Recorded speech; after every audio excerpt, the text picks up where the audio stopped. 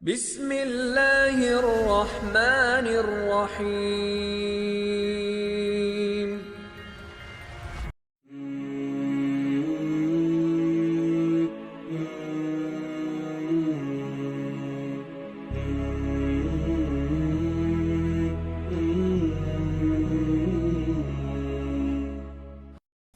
Alhamdulillah, wa salatu wa salam ala rasulillah, wa ba'd, assalamu alaikum wa rahmatullahi wa barakatuh. Nous sommes toujours sur le programme L'éducation occidentale. Aujourd'hui, Inch'Allah, dans cet épisode, on aborde un enjeu important. Et cela, c'est l'enseignement de la théorie de l'évolution dans l'islam. Est-ce que c'est acceptable ou non? Je m'appelle Teslim Adeyema et pour faire les détails, la lumière sur ce sujet, j'ai avec moi dans le studio ici, Inch'Allah, l'Oustaz Amoussa Abdel Ghaffar. Assalamu alaikum wa rahmatullah. Wa alaikum salam wa rahmatullah. Et aussi l'Oustaz Mohsin Hamza. Assalamu alaikum. Wa alaikum salam wa rahmatullah wa barakatuh. Merci beaucoup d'être venu aujourd'hui, monsieur.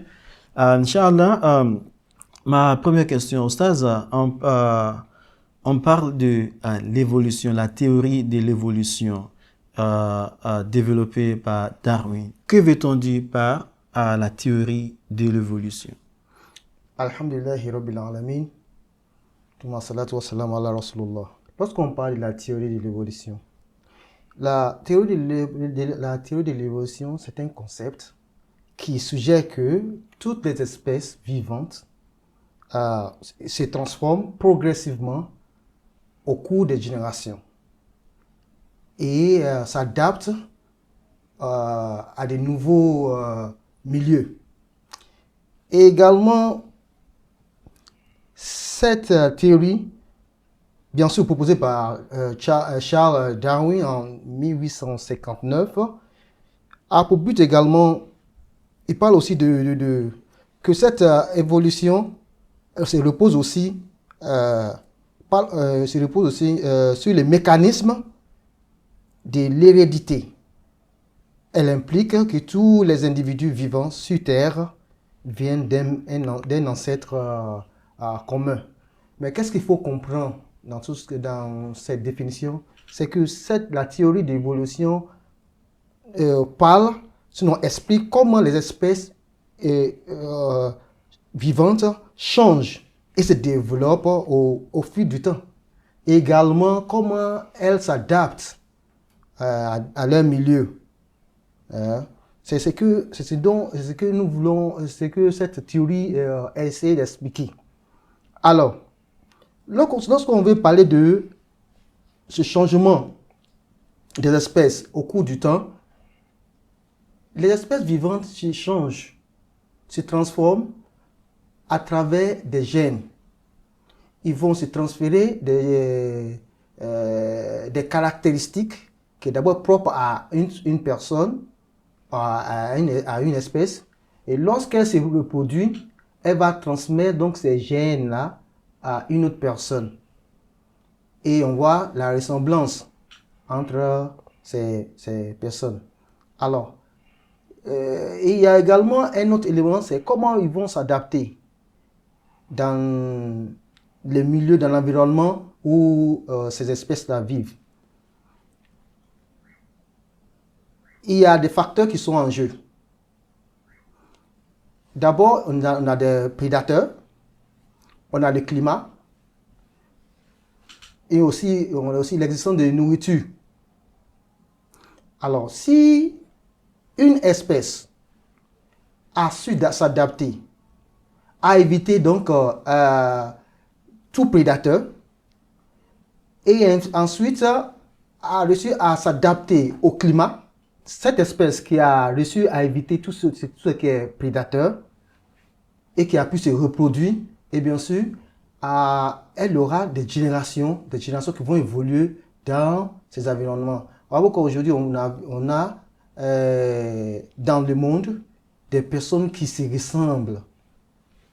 C'est ces gènes-là. Vous pouvez avoir aussi dans une famille, les deux parents peuvent être noirs et puis donnent un enfant qui est à la peau claire ou bien un albino. C'est bien sûr ce gène-là est caché dans le système de l'un des parents. Mais lorsqu'ils se font les rencontres, et bien sûr, si ce gène est assez fort, et bien sûr, ils vont donner naissance à un enfant qui aura ce gène en lui. Il va devenir soit clair, soit albino, ou bien apporter d'autres caractéristiques. Dans les cas contraires, l'espèce qui, quant à elle, n'a pas pu résister au climat,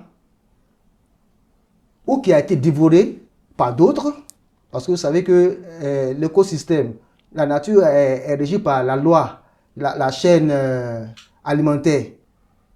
Il faut être manger ou être mangé à son tour. Vous voyez, si cette espèce n'a pas pu s'adapter au climat, cette génération, la génération de cette espèce va s'arrêter là. Ça va s'arrêter là parce qu'elle n'a pas pu se reproduire. Donc, c'est ce que cette théorie essaie de nous expliquer.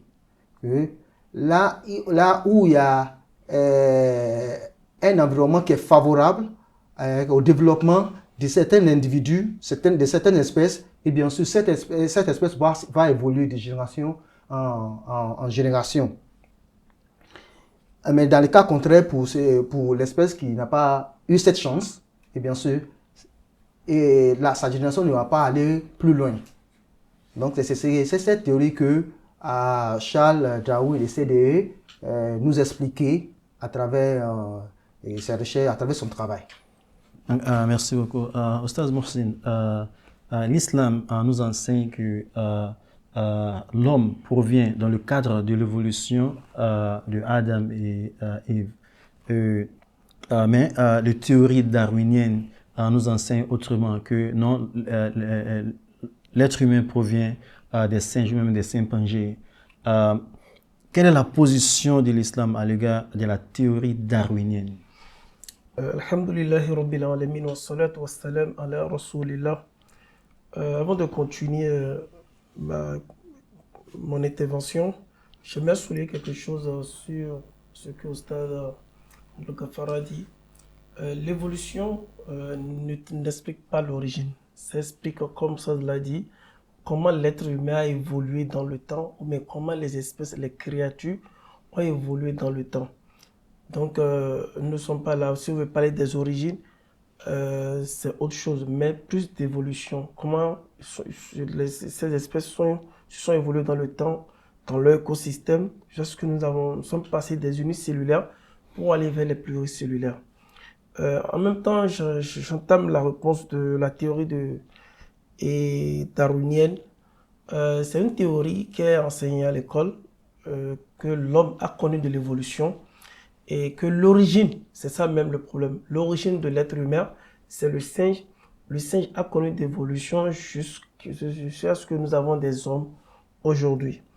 C'est une théorie qui n'est pas conforme avec les faits scientifiques, ni même avec les faits spirituels. Si nous prenons la religion musulmane, cette théorie n'est pas vraie.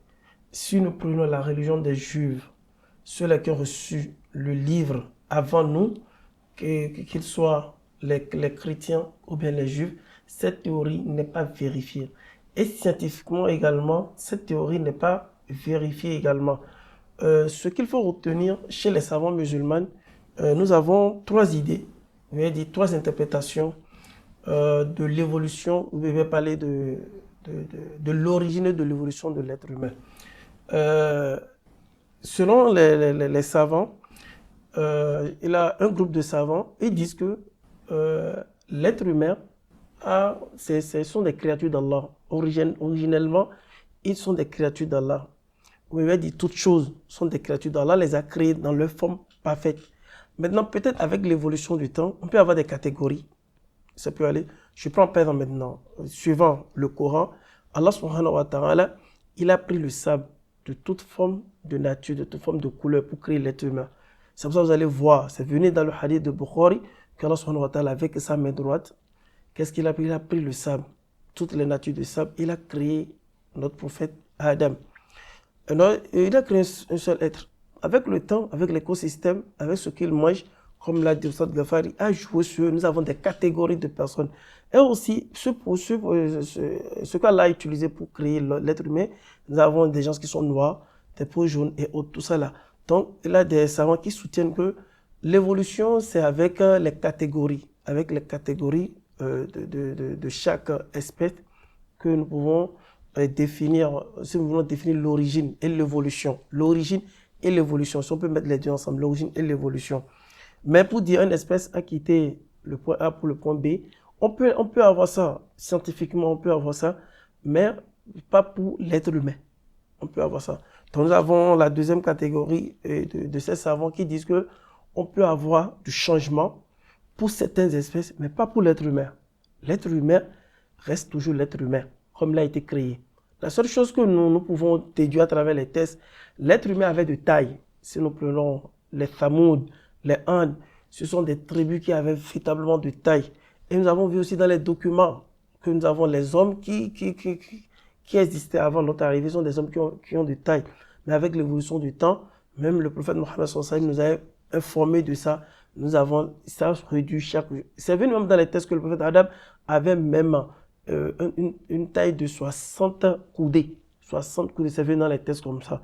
Donc avec le temps, nous avons l'évolution de ce que nous mangeons, le climat, la nature, l'écosystème, tout cela joue sur nous. Voici une deuxième interprétation des savants. La troisième interprétation des savants, elle dit ceci. Certains comprennent l'évolution comme une méthode et un processus de création et de conception utilisé par Dieu pour apporter toute sa création à l'existence. C'est quoi? Je prends par exemple maintenant le prophète Adam, il a été créé à partir du sable. Si vous regardez bien dans le Coran, Allah parle tantôt de sable, d'agile, ça peut aller. Donc ce sont des étapes dont d'autres savants disent, ce sont l'évolution dont on peut parler, c'est l'évolution de la création. J'ai pris le cas du prophète Adam, tout d'abord c'est à partir du sable. Si on le voit dans le Coran, on dit que sol, c'est-à-dire on l'a créé à partir de l'argile. Certainement pour avoir de sable, il faut mélanger le sable avec de l'eau pour avoir de l'argile. Au fur et à mesure, ça évolue. Donc c'est ça qu'eux ils expliquent. Bon, à travers toutes les explications, chacun a son point de vue et ils ont trouvé leur preuve dans le Coran et dans la Sunna. Mais pour la théorie darwinienne, c'est une théorie à rejeter. C'est une théorie où la science a rejeté, les livres célestes ont rejeté, même aussi la réalité même que nous vivons a rejeté. Une science doit être compatible avec la réalité. Merci, très bien, Oustaz. Oustaz Abdel Ghaffar, voilà, la théorie darwinienne semble ne pas être véritable quand on voit au plan spirituel, même au plan scientifique. Est-ce qu'on doit toujours apprendre cette théorie dans les écoles? Est-ce que cela n'est pas suffisant pour dire que non, n'enseigne plus cette théorie à l'école? Est-ce que les musulmans doivent fréquenter les écoles là où on enseigne cette théorie? Alhamdulillah Rabbil Alamin. Pour acquérir la connaissance, il est bien d'aller dans des institutions où on enseigne. Mais on en a parlé qu'il faut savoir ce que tu apprends. Où est cette théorie qui dit que nous sommes issus de singes? Alors, cette théorie et toutes sortes de théories dans ce sens-là doivent être enlevées. Je me demande pourquoi on a des singes encore aujourd'hui. Mais pourquoi? Si on n'a jamais vu qu'un singe a mis bas, a donné naissance à un homme, un être humain. Si jamais ils ont ce gène en eux, si on vient d'eux, alors ils doivent aussi donner naissance à un bébé qui ressemble, qui est parfaitement humain. S'ils ont les mêmes traits, ils ont deux mains, ils ont deux tout ça, certains agissent comme humains, ça ne veut pas dire que nous provenons d'eux.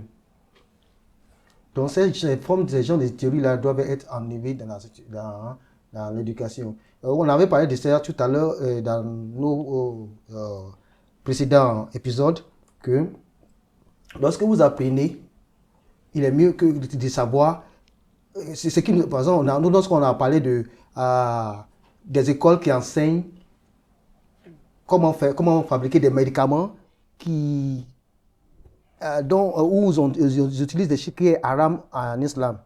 Est-ce qu'il est bien d'apprendre là-bas? Oui, bien sûr. Apprendre, savoir comment ils font. Cela va nous permettre d'éviter cela dans la société. Ces médicaments-là contiennent ceci, contiennent cela. Et c'est haram pour nous.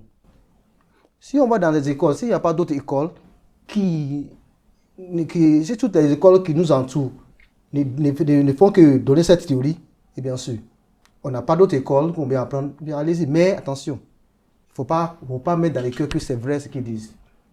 C'est le travail des autorités qui gouvernent cet endroit qui doivent enlever cela de l'éducation. Allah subhanahu wa ta'ala a donné l'évolution de l'homme lorsque l'enfant est dans l'utérus de sa mère. Comment il évolue? Il a créé notre père Adam avec de l'argile, tout cela. Et nous, avec une goutte de sperme. Et Allah a dit dans le Coran que ce sperme est mis dans un reposoir dans la mer. Et cela a subi des transformations et des transformations. On n'a jamais vu un signe de singe. Donc ces formes de connaissances, de théories, et bien d'autres doivent être bannis de l'éducation. Il y a également toutes les écoles et les enseignants n'enseignent pas la théorie de l'évolution, ni l'enseignent tous comme un fait scientifique. En fait, il y a certaines écoles, bien sûr, ils peuvent, parce qu'ils vont entendre ça quelque part. Ils peuvent entendre de cela. Ils vont, même quand lorsqu'ils enseignent en biologie, lorsqu'ils enseignent la leçon sur la reproduction, ils ne parlent pas de cette évolution comme Charles Darwin en a parlé. Ils parlent en suivant ce qu'Allah subhanahu wa ta'ala a dit dans le Coran. C'est sur ça qu'il parle. S'il y a des écoles aujourd'hui ou des institutions qui font de ça leur sujet, bien sûr, il est mieux pour ne pas que cela change la pensée de l'enfant, d'enlever l'enfant là-bas. Parce que si l'enfant doit faire 6 ans dans cette institution, et on lui donne cette leçon chaque jour, et bien ça va l'affecter. Au point, on a vu des savants, notamment en Nigeria, qui disaient que l'homme ne provient pas de Dieu dans sa bouche. Que c'est comme les plantes qu'on pousse partout. Il est resté païen, il n'adorait rien jusqu'à les morts. Il a appris cela quelque part et il a développé. C'est un professeur, un docteur. Mais vous voyez où sa connaissance l'a envoyé. Il a mal compris. Donc si on voit que cela va affecter notre enfant, il est mieux d'enlever cet enfant là-bas. Il y a plusieurs institutions où vont enseigner comment l'homme est né, d'où l'homme est venu, tout ça, dans la droite, dans la voie la droite qu'Allah a mentionnée. L'éducation dans son ensemble et l'étude de la biologie, dans ce cas, est trop importante, bien sûr. Si l'on doit abandonner l'étude de la biologie, eh bien, ça va nous affecter beaucoup. Vous voyez, tout à l'heure, j'ai parlé dans le Coran où Allah a parlé de comment l'homme est né, d'où il vient. Et si cette science nous a expliqué, effectivement, selon le Coran, si dans la vie, quand l'homme grandit, eh bien, cela va apparaître sur lui. Alors, il va se demander, pourquoi ceci est ainsi? Pourquoi cela est là? Quand cela arrive, il y aura des problèmes. Mais s'il y a une éducation de base sur ce qu'il arrive, bien sûr, ça ne va pas lui causer tous les problèmes. Ça ne va pas lui causer des problèmes. Mais s'il est ignorant sur cela, ça va lui causer beaucoup de problèmes. Et il va se dire, pourquoi il y a eu ceci? Pourquoi il y a eu cela? Donc, pour ne pas qu'on désoriente nos enfants, il est mieux de mettre nos enfants dans des écoles où la théorie, où la biologie est enseignée de façon dans ses noms. Comme Allah nous a dit dans le Coran, mais pas seulement prendre une théorie qui n'est pas fondée, qui est contraire à ce qu'Allah subhanahu wa ta'ala a dit. Vous voyez, plusieurs scientifiques aujourd'hui ont découvert beaucoup de choses et nos savants islamiques les ont montré que ça y est dans le Coran. Ça y est dans le Coran pour testifier que ce que vous dites est vrai. Mais il n'y a jamais de l'évolution humaine, commençant par les singes jusqu'à ce que nous sommes aujourd'hui, qui est approuvé par les érudits islamiques. Mais c'est les parents qui doivent faire très très attention dans quelle école il faut envoyer ton enfant et savoir aussi ce qu'on enseigne ton enfant pour ne pas que cela affecte ton enfant dans le futur. Qu'Allah nous guide. Amin. Merci beaucoup. Oustaz Mohsin, la théorie de l'évolution n'a pas de base concrète ou même véritable ni dans la science ni dans les religions révélées. Est-ce que le darwinisme ne doit pas être interdit dans le système éducatif? Et qu'est-ce que les musulmans doivent faire? Votre commentaire? Nous avons beaucoup de théories. Nous sommes intéressés à la théorie darwinienne. Ce qu'il faut noter, c'est quoi? Oustaz a déjà parlé de ça.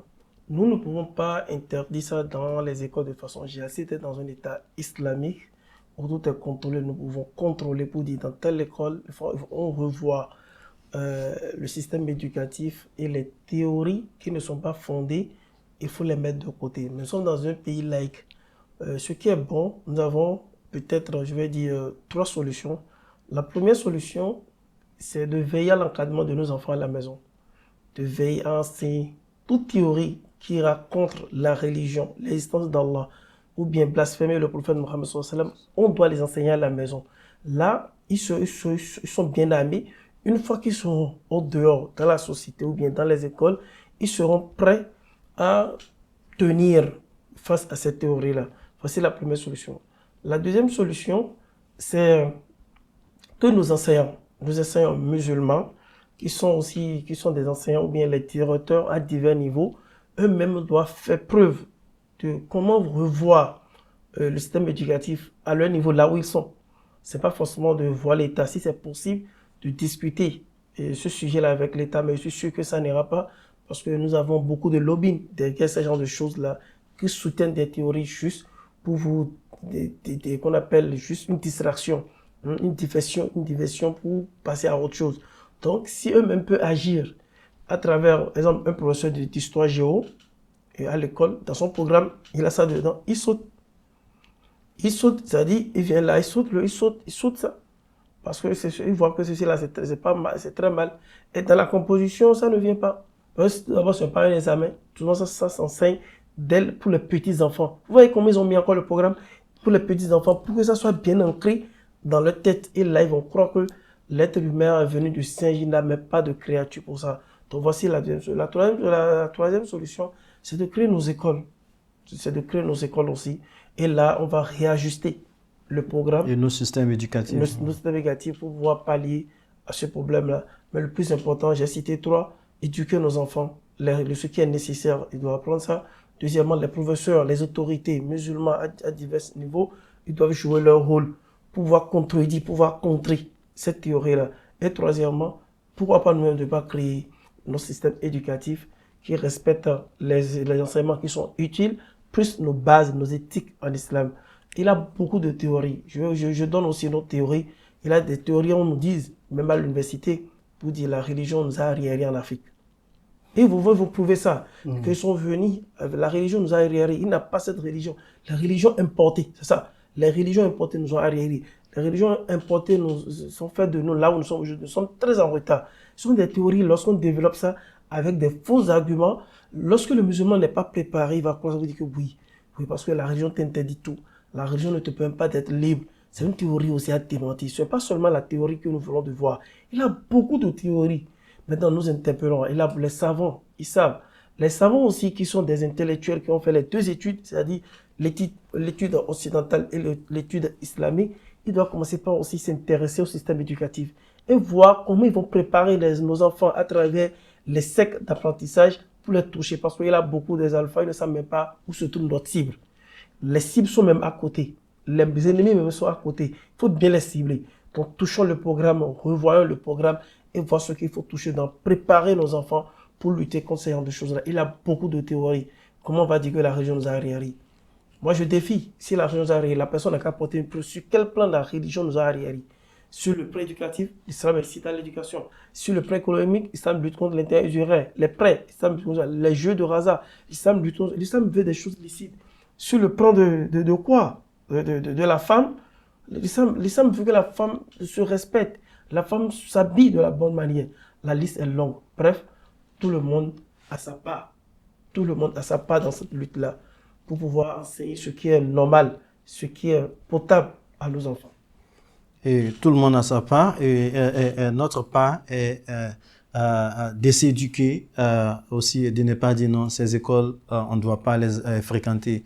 Il faut les fréquenter, il faut savoir comment se protéger de toutes les théories qui ne sont pas véritables.